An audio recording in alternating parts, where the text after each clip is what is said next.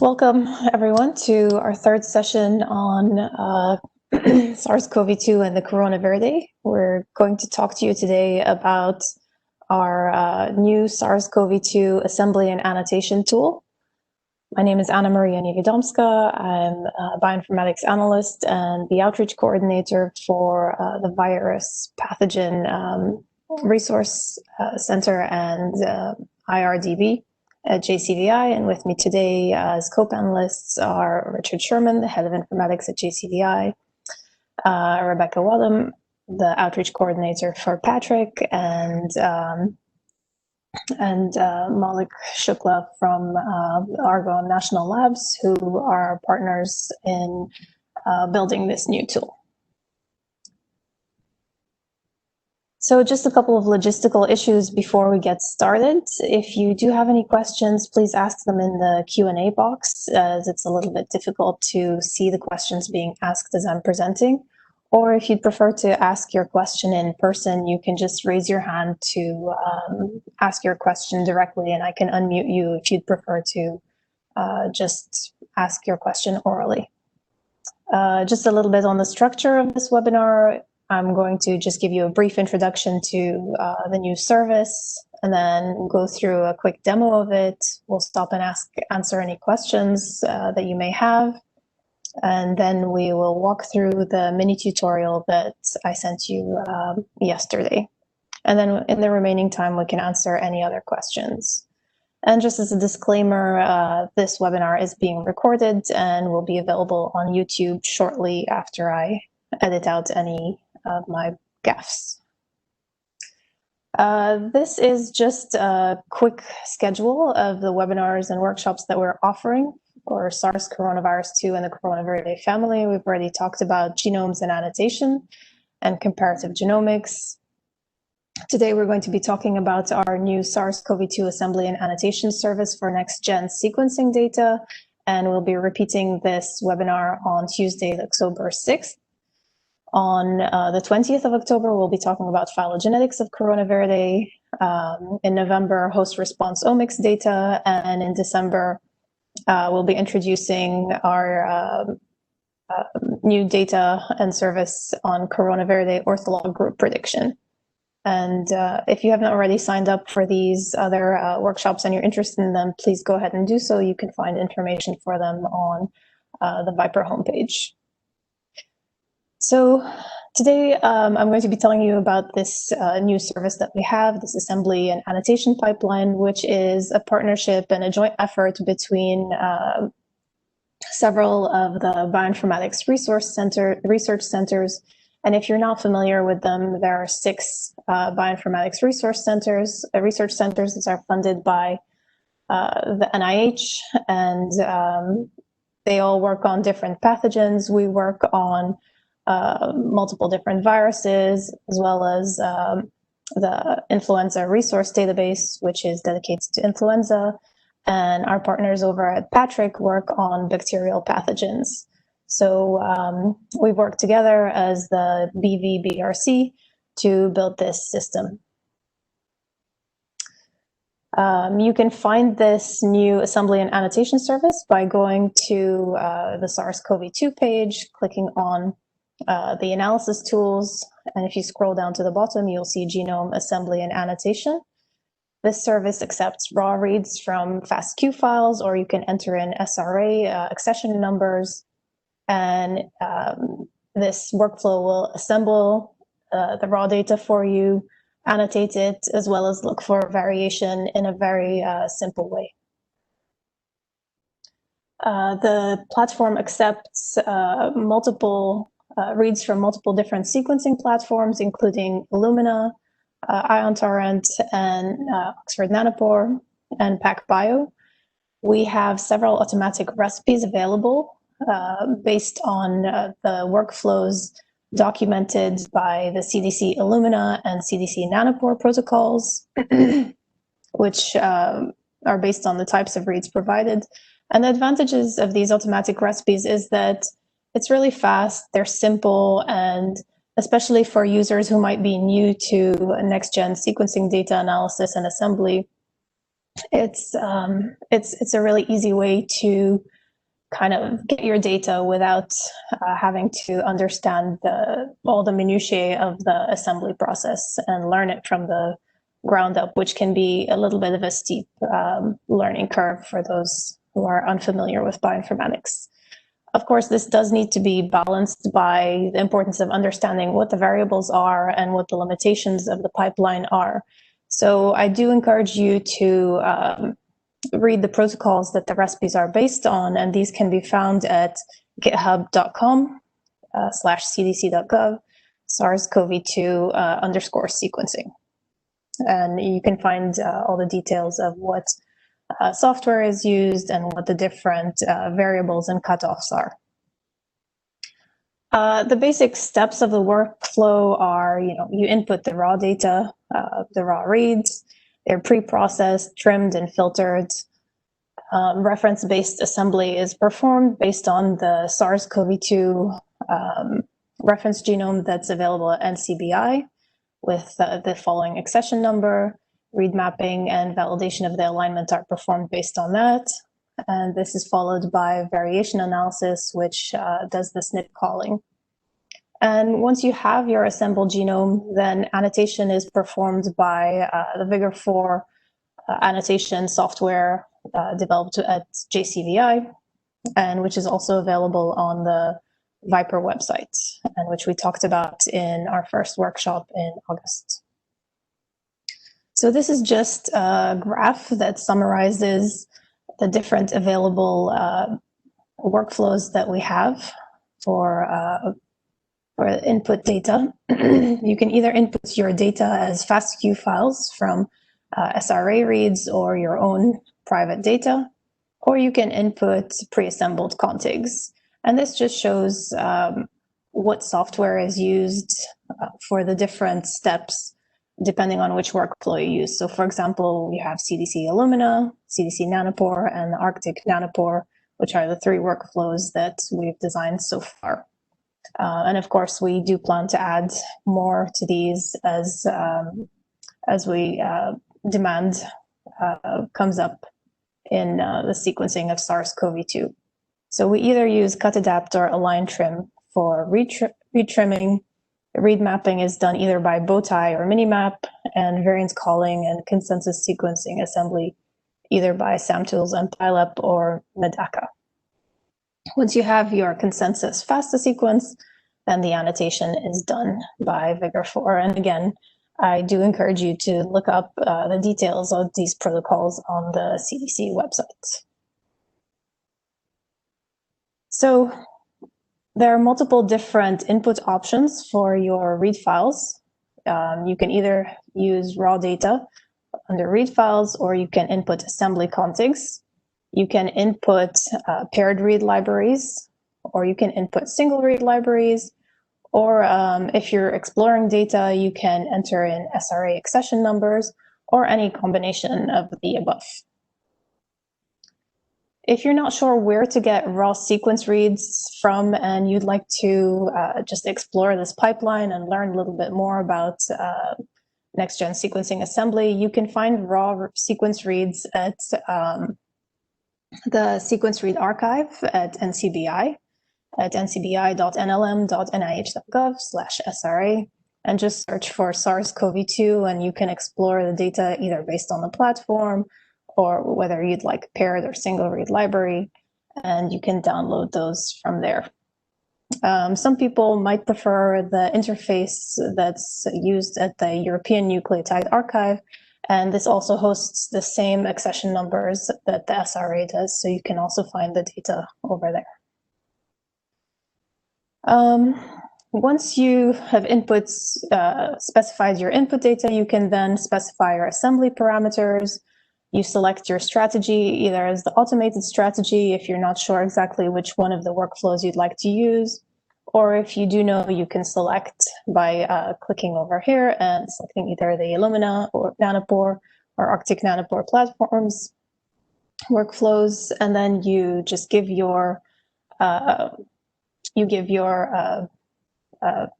run your experimental label, specify your output folder, and then just go ahead and click submit your data.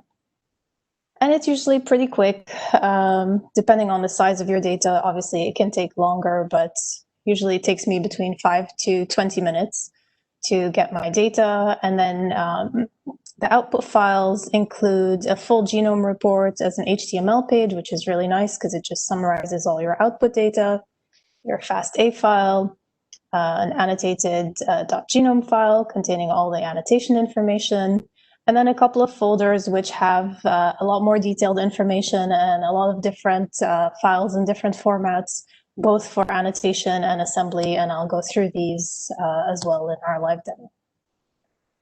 So this is just an idea of what the full genome report gives you. It gives you a little summary of your assembly statistics, how long everything took, what recipe was used, the library type, how many indeterminate nucleotides you have, and how many blocks there are. So this kind of gives you an idea of the quality of your sequencing data and reads.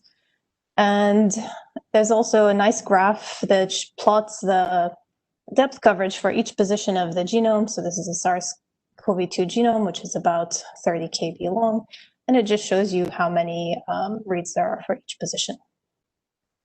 The variation data is also summarized in a table showing you the position of the SNP, the reference-based, what the reference nucleotide is, as well as the variation.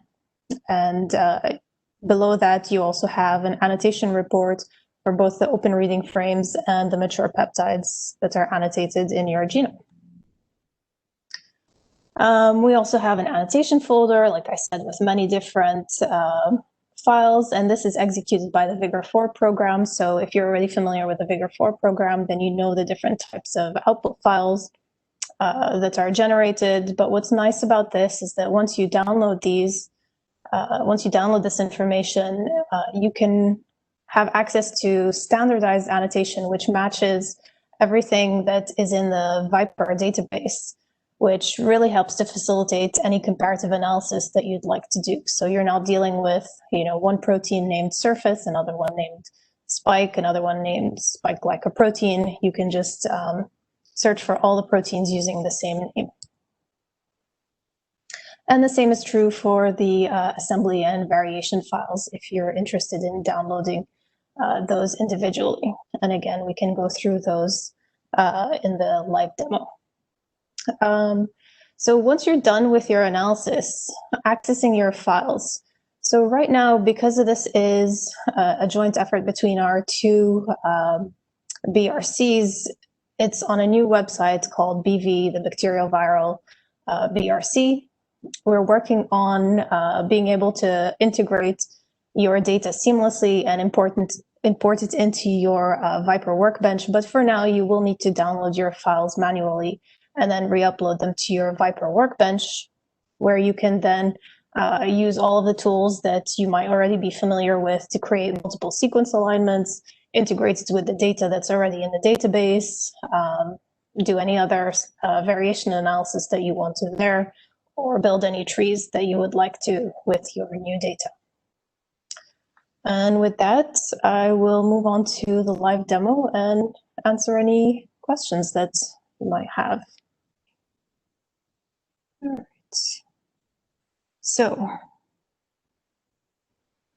to find our assembly surface, you would go to the virus pathogen resource website, and you can also access this through the Patrick website if you are familiar with them. But for the virus pathogen resource, you would just click on the SARS-CoV-2 page and then go to Analyze and Visualize to look at all of the analysis tools that are available. And the Genome and Assembly Annotation Service can be found here. This will take you to our new website for this service, which is hosted at the Bacterial and Viral BRC Center. And you can sign in with your Viper ID. So you would just input your email address, and that should work for this service as well.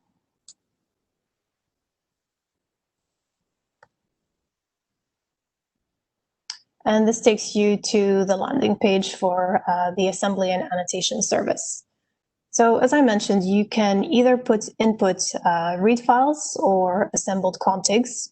If you want to input read files, you have the option of using paired read libraries. So you would have your two FASTQ files here, or a single read library and you would just upload your FASTQ file here.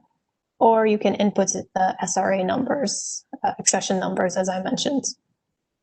So if you, and I should also mention that if you do, since this is a relatively new service, if you want to kind of teach yourself things or learn more about it, you can just hover over these icons and click on them to give you a little bit more information on the website. There's also a very useful user guide and tutorial that you can go through, and this just details every step of this is our tutorial, and it's very detailed, probably a lot more detailed than I can be just in this short webinar, but I encourage you to go through it if you're using this for the first time.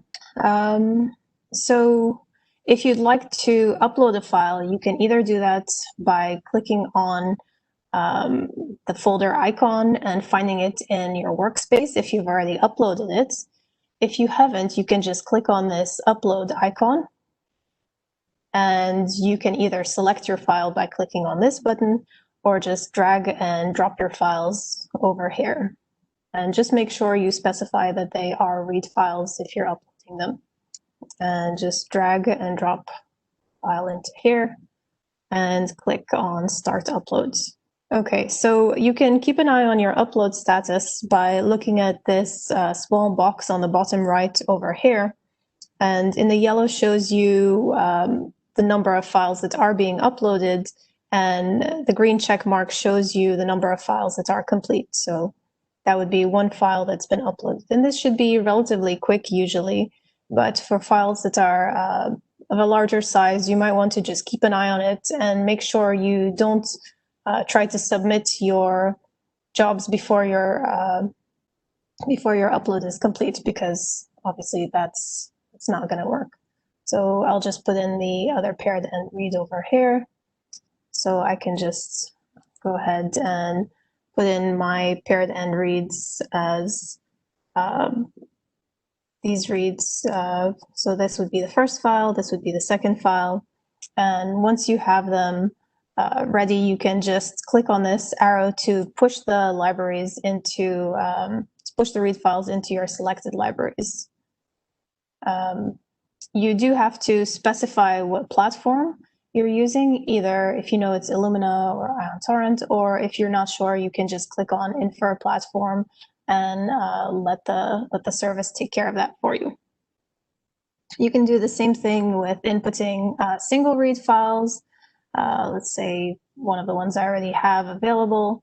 Again, you can specify which platform you would like to use if you already know that. If you're not sure, again, you can just click on Infer Platform and then just go ahead and push it into your selected libraries.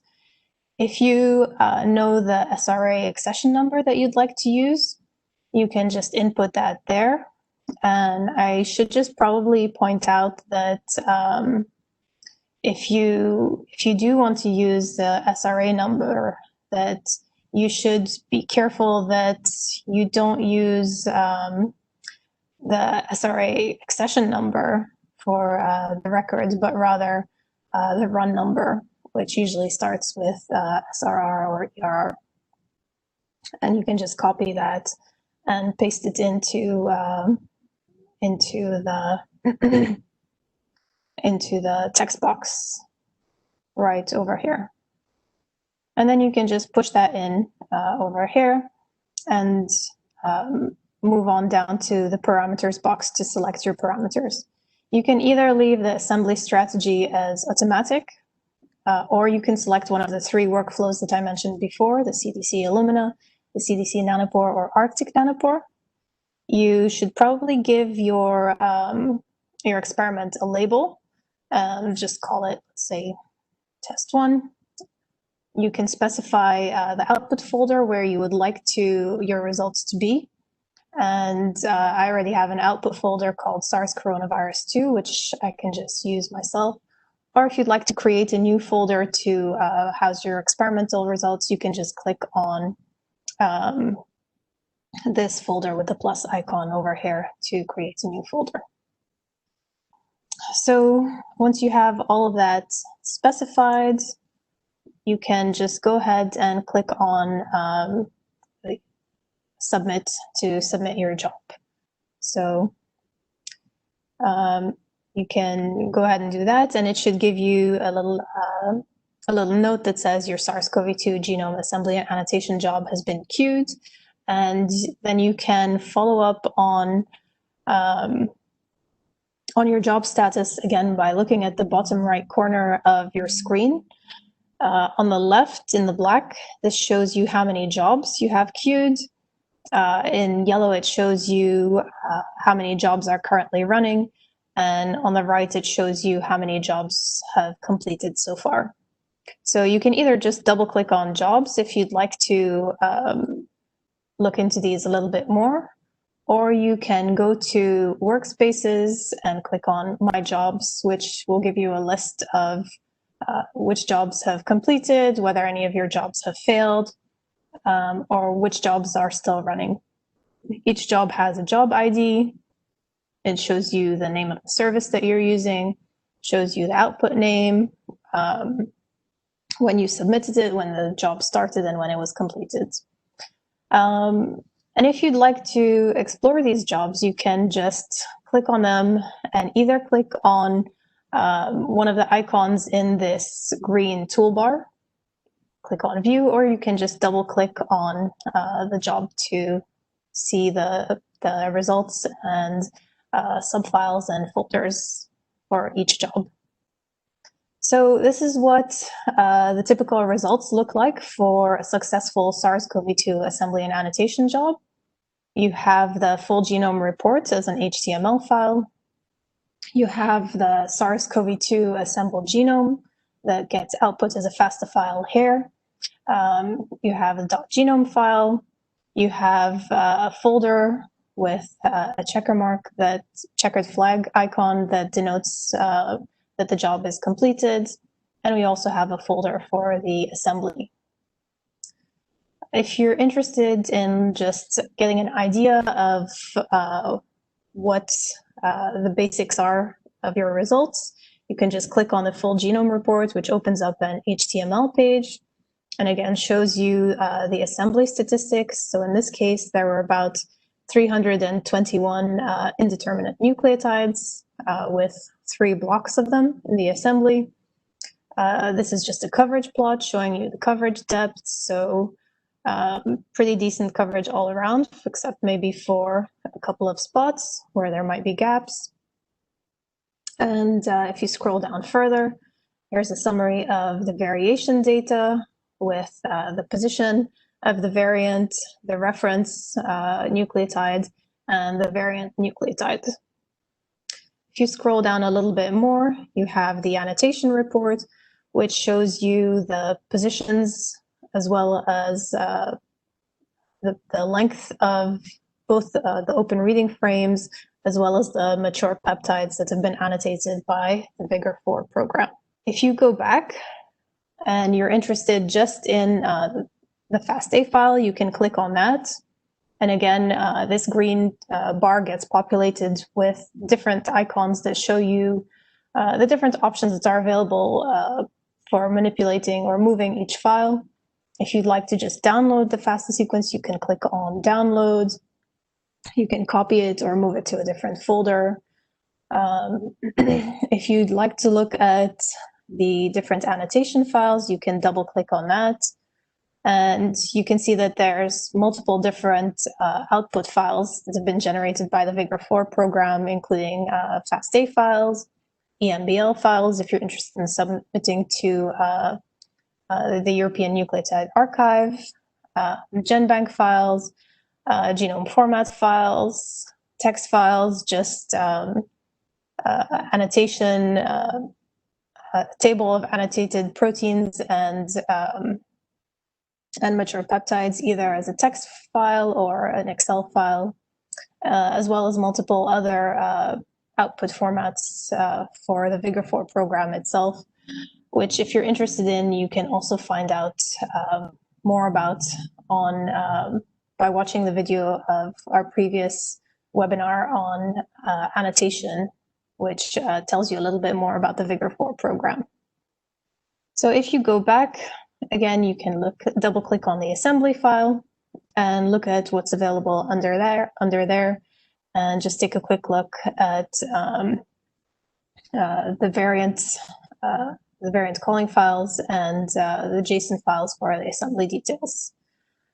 And that is it, I think. So I think we'll go ahead and answer any questions before we move on to the mini tutorial. So for the tutorial, exercise 1, I said that we should practice submitting paired and single read libraries from the sequence read archive using various SRA accession numbers. So I'm just going to go ahead and copy and paste these. So this one is an SRA accession number for an Illumina paired end read library that was done on the NextSeq 550 machine.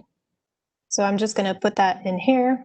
And before you can submit them, you do have to click on this arrow to push the files into selected libraries. For the strategy, the workflow strategy, I'm just going to leave it as an auto strategy.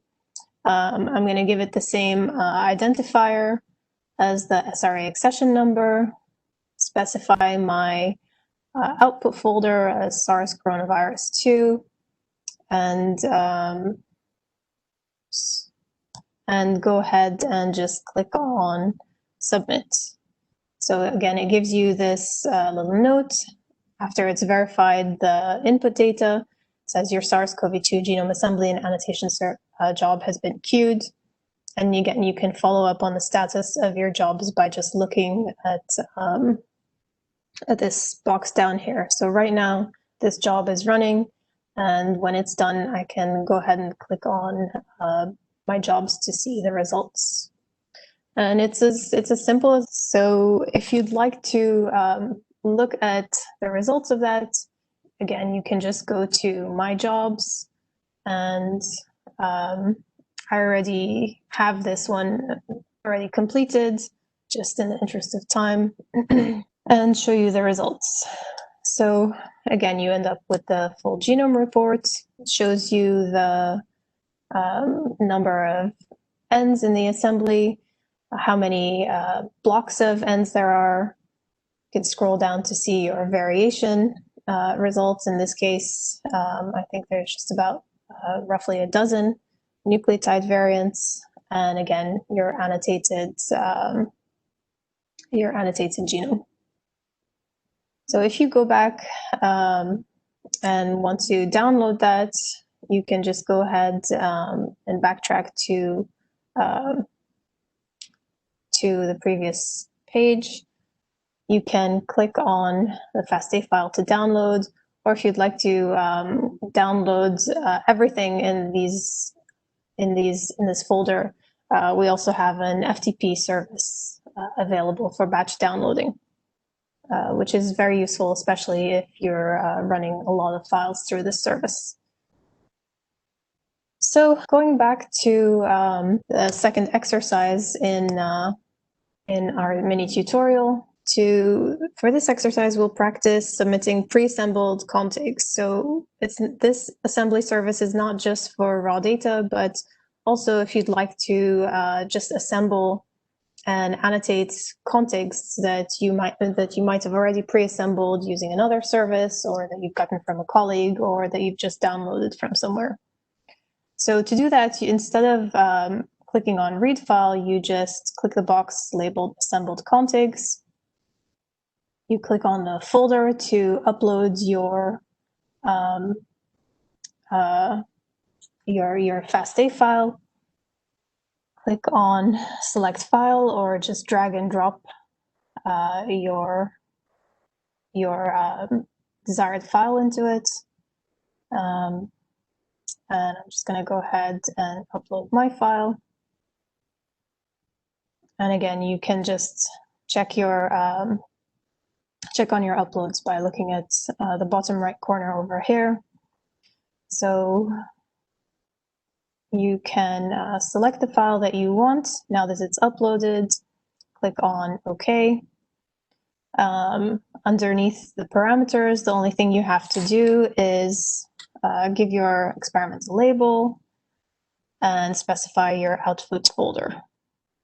And then just go ahead and click submit. And again, you can keep track of your results by looking at the little summary of your submitted jobs at the bottom.